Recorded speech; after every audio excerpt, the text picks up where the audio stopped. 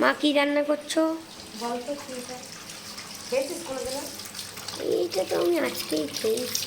হ্যাঁ, তুই তো খাস না এগুলো, তুই তো খাস না এগুলো। না না খাই, এটা তো গিলে মিটে আর গলা। হুম, খাস তাই? কষা কষা করে করবা, বেশি ঝোল করবা না। এগুলো তো অনেকেই খায় না, আমরা তো আগে খেতামই না, এখন একটু খাওয়া শিখেছি। খাস তুই? হ্যাঁ বাবা, তুই তো নাকি খাস না এইসব। হ্যাঁ খাই তো। হ্যাঁ, খাই তো, কষা কষা করে কেমন করে বলতো? মানে অত ঝোল করবা না, কিন্তু তো ঝোল খায় না তুই। একটু কষা কষা। এগুলোকে ঝোল খায় না, এই যে একটা একটা করে সুন্দর করে দিচ্ছি এখন। ভাবছিলাম মটন নিয়ে আসবো, কিন্তু মটনটা ভালো লাগে না, মানে ভালো দেখে না নিতে পারলে না ভালো লাগে না খেতে। রাতে তো আর এত সবজির মুখ না, একটু ঝাল ঝাল কিছু খেতে ইচ্ছে করছে, খাওয়ারও মন হচ্ছে না।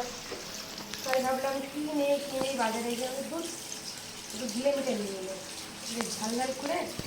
এই বসে বসে এখন সব কাটলাম সুন্দর করে, পরিষ্কার করে ছোট্ট ছোট্ট পিস করেছি সব কেটে কেটে। আর আজকে ইন্ডিয়া ভার্সেস নিউজিল্যান্ডের খেলা দেখতে দেখতে এটা খেতেও হেভি লাগবে। হ্যাঁ বা, আর এটা এর সাথে একটু রুটি হলে ভালো হয় বলো? হ্যাঁ করবা তো, রুটি করবো? রুটি করো। রুটি করি না, আর দিচ্ছি। তোমরাই বলো গাইজ, এর সাথে রুটি খেতে খেতে ইন্ডিয়ান আর নিউজিল্যান্ডের ম্যাচ দেখতে কেমন লাগে। আজকে জিতবে কে? দেখি, এখন তো তোমার ইন্ডিয়া 7 ওভারে অনেক রান দরকার। এই 7 ওভারে ইন্ডিয়ার দরকার এখন 49 রান। যাই হোক, এর সাথে 42 বলে 49 রান। 42 বলে 49 রান হবে না, এখন দেখছি ইন্ডিয়া হারার পথে যাচ্ছে। ইন্ডিয়া হেরে যাচ্ছে। ঠিক আছে গাইজ, এইটা ধুয়ে তারপর তোমাদের সাথে গ্যাসে বসি, আবার দেখা হচ্ছে। হাই গাইস, তো অলরেডি রান্না প্রায় মানে কষা হচ্ছে, মাংসটা এখনো পর্যন্ত করিনি।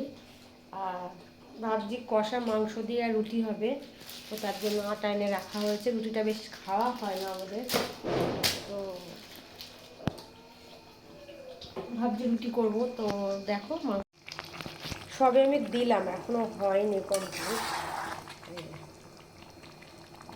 আর এই আমার কড়াই হচ্ছে, এই কড়াইটা অনেক বছরের, না পাল্টাই।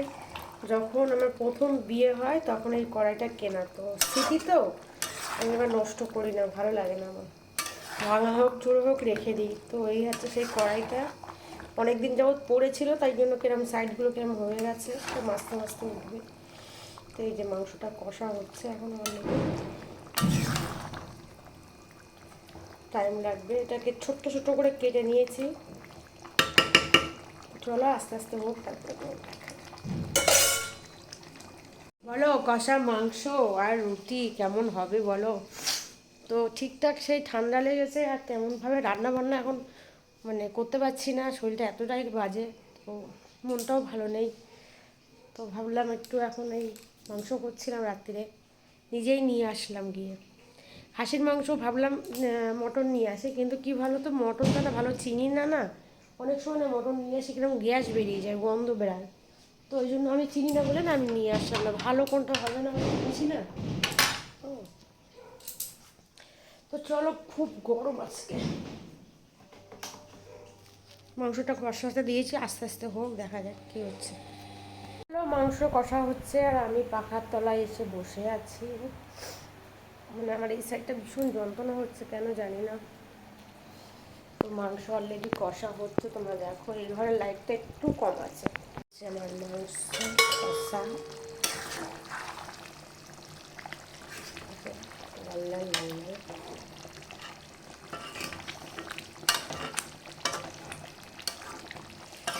জল দেয়নি, কিন্তু এই হালকা যে জল বেরিয়েছে তাতে আস্তে আস্তে আস্তে আস্তে করছি, ডিম আছে।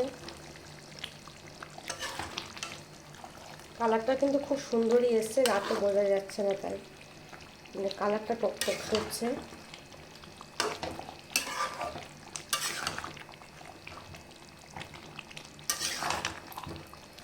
কে কে এরকম গিলে মিটে, আগে কিন্তু আমি জীবনে গিলে মিটে খেতাম না, আমি আমি গলাও খাই না, এখানে যে গলা আছে আর মিঠে আছে আর গিলে আছে, তো তার মধ্যে দিয়ে আমি শুধু একটু মিঠেটা এই গিলেটা খাই।